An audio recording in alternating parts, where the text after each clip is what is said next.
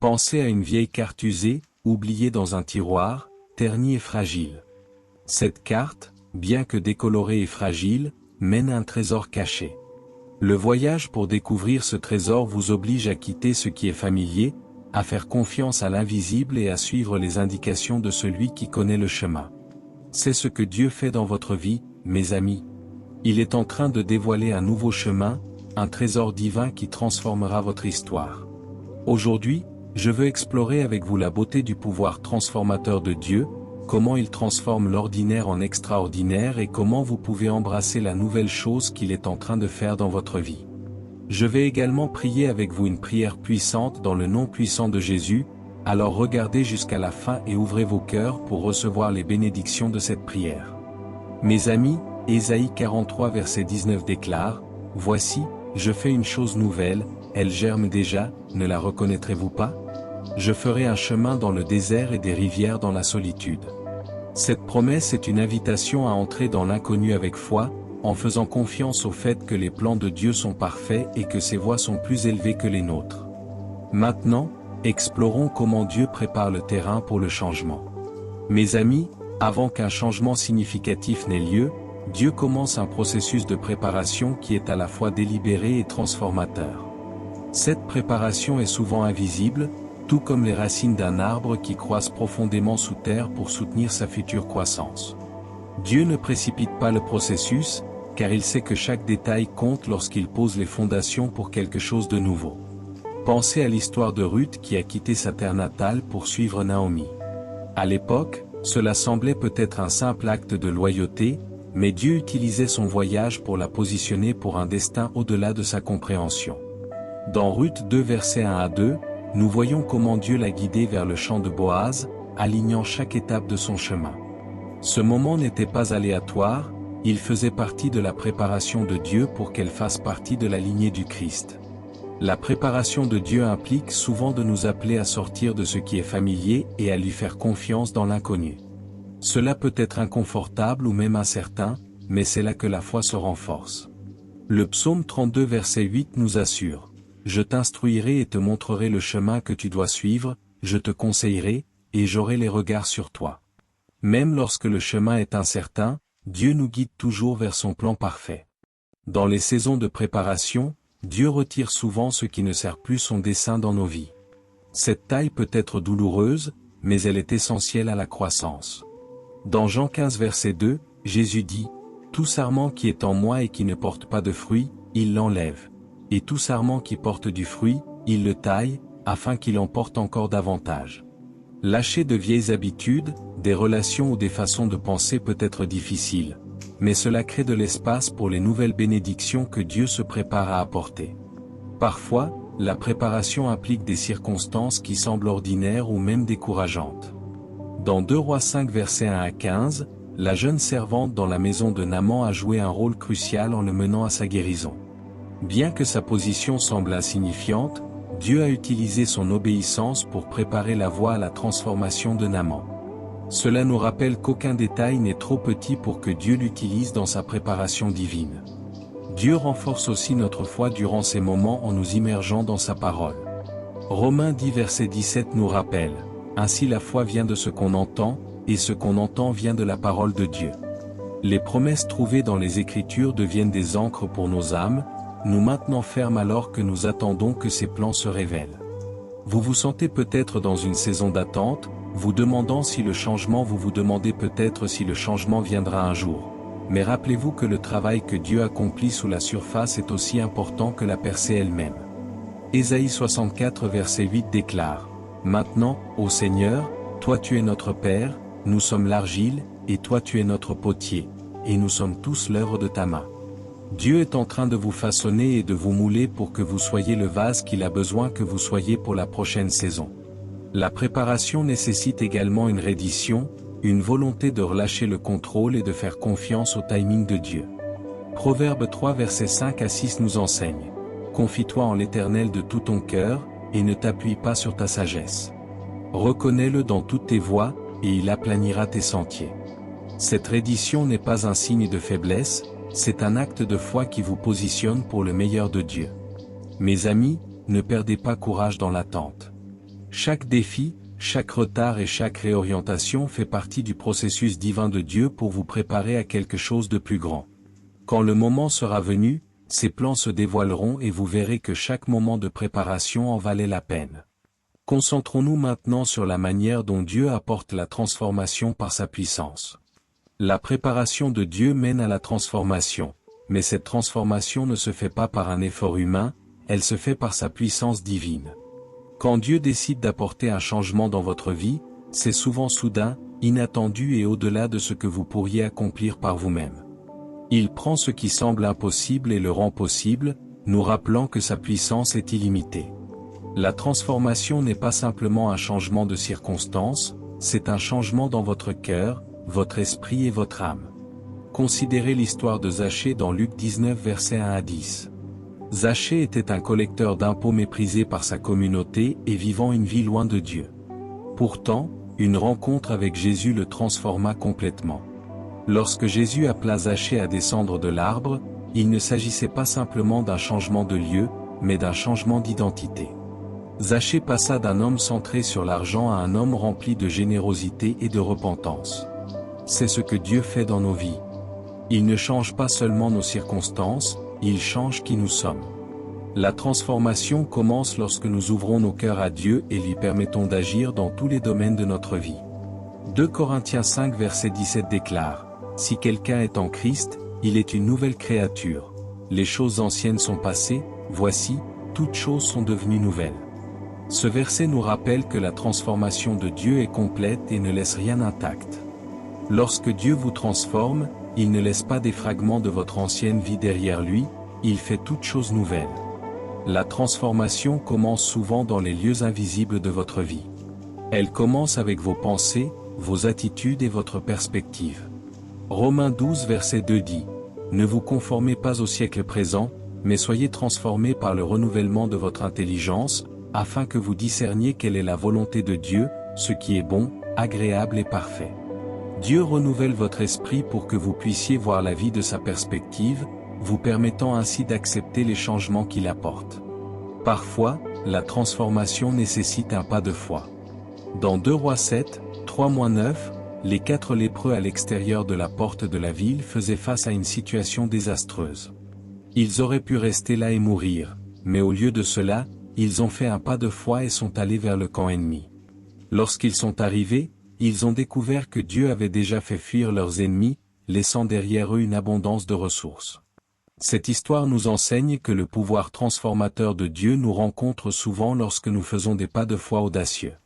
La foi est le pont qui relie la préparation à la transformation. C'est croire que Dieu accomplira ce qu'il a promis, même lorsque vous ne pouvez pas voir le résultat. Hébreux 11h1 nous dit: « Or, la foi est la substance des choses qu'on espère, la preuve des choses qu'on ne voit pas. » Ce genre de foi invite la puissance de Dieu à agir de manière extraordinaire dans votre vie. La transformation de Dieu implique aussi de briser les chaînes et de vous libérer de ce qui vous a retenu. Dans Jean 8h36, Jésus dit: « Si donc le Fils vous affranchit, vous serez réellement libre. » La liberté est une partie clé de la transformation. Dieu vous libère des chaînes de la peur, du péché et du doute, vous permettant ainsi d'entrer dans la nouvelle vie qu'il a préparée. La transformation ne se produit pas toujours immédiatement. Parfois, c'est un processus qui se déploie au fil du temps. Pensez à l'homme aveugle dans Marc 8, 22-25. Lorsque Jésus l'a touché pour la première fois, il a vu des gens comme des arbres marchants. Ce n'est que lorsque Jésus l'a touché à nouveau que sa vision a été complètement restaurée. Cette guérison progressive nous rappelle que la transformation peut être un voyage qui exige de rester proche de Dieu et de lui faire confiance dans son timing. Au fur et à mesure que Dieu vous transforme, il vous équipe aussi pour la nouvelle saison qu'il prépare. Philippiens 4h13 nous rappelle: « Je puis tout par celui qui me fortifie. » Dieu vous donne sa force, vous permettant d'affronter les défis et d'entrer avec confiance dans les opportunités qui se présentent. La transformation n'est pas seulement pour votre bien, elle est pour sa gloire. Lorsque les autres voient ce que Dieu a fait dans votre vie, ils sont attirés par sa puissance et son amour. Matthieu 5 verset 16 nous encourage: « Que votre lumière brille ainsi devant les hommes, afin qu'ils voient vos bonnes œuvres et qu'ils glorifient votre Père qui est dans les cieux. » Votre transformation devient un témoignage qui inspire les autres à chercher la puissance transformante de Dieu dans leur propre vie. Mes amis, la transformation de Dieu est toujours parfaite et complète. Il ne laisse aucun détail inachevé et ne laisse jamais l'œuvre qu'il a commencée en vous sans l'achever. Philippiens 1 verset 6 nous assure: « Je suis persuadé que celui qui a commencé en vous cette bonne œuvre la rendra parfaite pour le jour de Jésus-Christ. » Même lorsque le processus semble lent ou difficile, faites confiance à Dieu qui est fidèle pour terminer ce qu'il a commencé. La puissance de Dieu pour transformer est inégalée. Peu importe à quel point votre situation peut sembler brisée, perdue ou sans espoir, il peut la changer pour sa gloire et pour votre bien. En embrassant son œuvre dans votre vie, souvenez-vous que la transformation n'est pas la fin, c'est le début d'une nouvelle saison remplie de ses bénédictions, de son dessein et de sa faveur. Concentrons-nous maintenant sur le fait de faire confiance au timing de Dieu et d'embrasser la nouvelle saison. Mes amis, la transformation est une étape puissante du processus, mais au final, nous devons apprendre à faire confiance au timing de Dieu alors qu'il nous guide. Nouvelle saison, c'est souvent la partie la plus difficile, car l'attente peut sembler être une éternité lorsque vous êtes avide de changement. Cependant, le timing de Dieu n'est jamais en avance ni en retard, il est toujours parfait. Ecclésiaste 3 verset 1 nous rappelle, « Il a fait toutes choses belles en son temps ». Ce verset nous rassure en nous disant que Dieu n'est pas seulement conscient de vos circonstances, mais qu'il les orchestre activement pour le bon moment. Mes amis, pensez à l'histoire de la femme samaritaine dans Jean 4 versets 5 à 26. Elle avait vécu des années de rejet et de honte, évitant la foule et venant puiser de l'eau à un moment où personne d'autre n'était au puits. Mais un jour précis, exactement au bon moment, elle rencontra Jésus. Cette rencontre transforma sa vie et la mena vers une nouvelle saison de but et de sens. Le timing de Dieu fit en sorte qu'elle rencontre Jésus au moment où elle était prête à recevoir la vérité et à en être changée. Faire confiance au timing de Dieu nécessite une reddition. Cela signifie relâcher votre besoin de contrôler le processus et lui permettre de vous guider. Proverbe 16 verset 9 dit, « Le cœur de l'homme médite sa voie, mais l'Éternel dirige ses pas. » En abordant la nouvelle année, vous avez peut-être des projets et des délais, mais rappelez-vous ceci, Dieu voit la vision d'ensemble et sait exactement quand ouvrir la porte à votre nouvelle saison. Attendre le timing de Dieu signifie aussi être fidèle dans le présent. Dans Luc 16 verset 10, Jésus enseigne. Celui qui est fidèle dans les moindres choses est fidèle aussi dans les grandes. Ce principe nous rappelle que la manière dont nous gérons les petites choses durant notre saison d'attente nous prépare aux plus grandes bénédictions que Dieu a prévues pour nous. Pensez à la manière dont David s'occupait de ses moutons avec diligence et courage bien avant de devenir roi. Bien que son rôle de berger semblait insignifiant, c'était un entraînement essentiel pour le leadership et la confiance en Dieu dont il aurait besoin en tant que roi. Votre saison actuelle, peu importe combien elle semble ordinaire ou difficile, est une partie vitale de la préparation que Dieu fait pour ce qui est à venir. Le timing de Dieu nécessite aussi de la confiance lorsque les réponses n'arrivent pas immédiatement.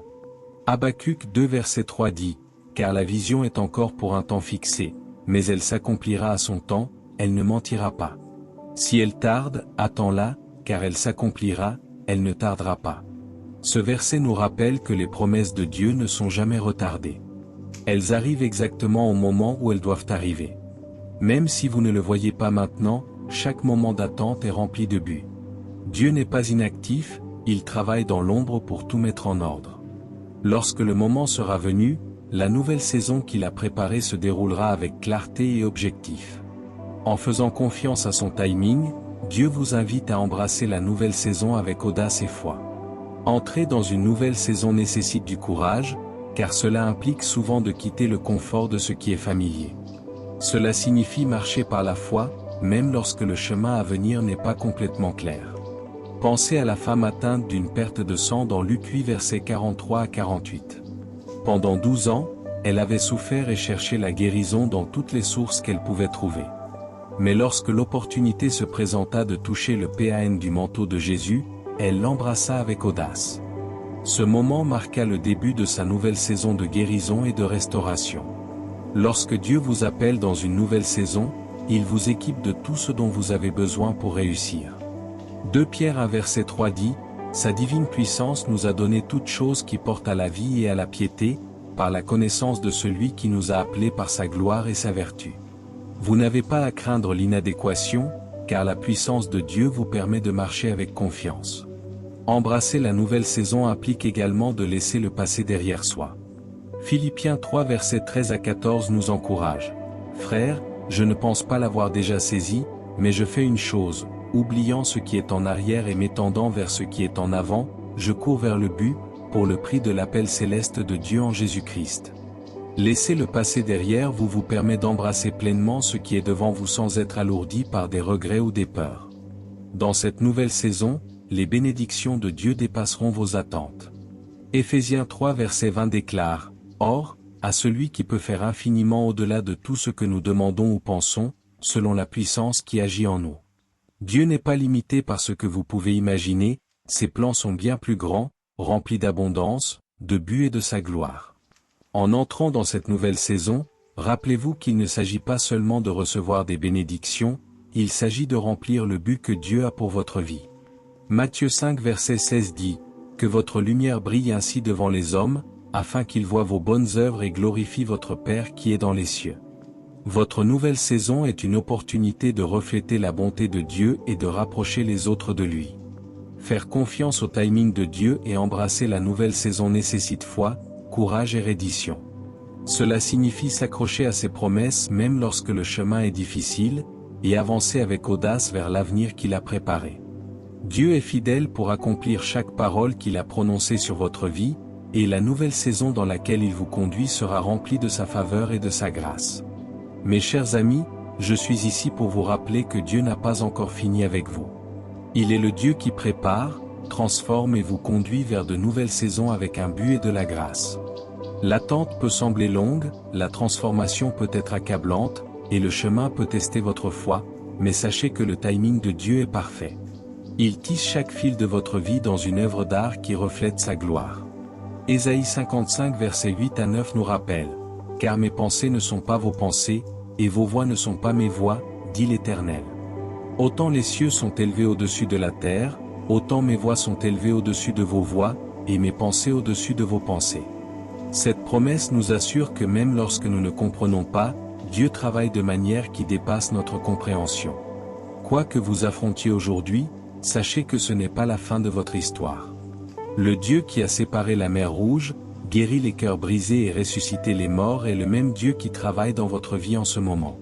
La nouvelle chose qu'il fait apportera espoir, restauration et joie au-delà de ce que vous pouvez imaginer. Ne perdez pas courage dans le processus, restez ferme dans votre foi, car Galates 6 verset 9 nous encourage. Ne nous lassons pas de faire le bien, car nous moissonnerons en son temps, si nous ne nous relâchons pas. La nouvelle saison que Dieu prépare pour vous est en route, et lorsqu'elle arrivera, elle vaudra chaque moment d'attente et de confiance. Mes amis, ouvrez vos cœurs pour recevoir ses promesses. Embrassez son timing et avancez avec audace vers l'avenir qu'il a préparé. Un changement est en cours, et il est rempli de son amour, de sa puissance et de ses bénédictions abondantes. Maintenant, à tous ceux qui entendent ma voix, allons prier le Seigneur ensemble. Je veux que vous priez cette prière avec moi ou écoutiez cette prière avec foi, afin que vous puissiez recevoir toutes les bénédictions de cette prière. Prions. Seigneur Tout-Puissant, toi qui es le Créateur de toutes choses, celui qui parle et il est fait, le Dieu qui règne en puissance et en majesté pour toujours. Tu es l'alpha et l'oméga, le commencement et la fin, et tes voies sont parfaites, au-delà de notre compréhension. Je te remercie, Seigneur, d'être mon refuge et ma force, un secours qui ne manque jamais dans les moments de détresse.